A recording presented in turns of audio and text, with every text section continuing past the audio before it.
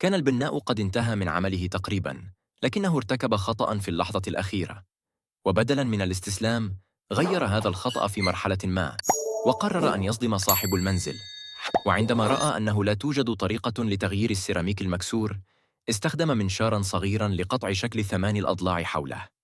بعد قطع الشكل، استخدم المطرقة لكسر السيراميك حتى يمكن إزالته بسهولة.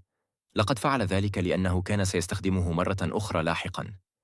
أزال القطع المتبقية، ثم بدأ في كسر كل البلاط إلى قطع صغيرة.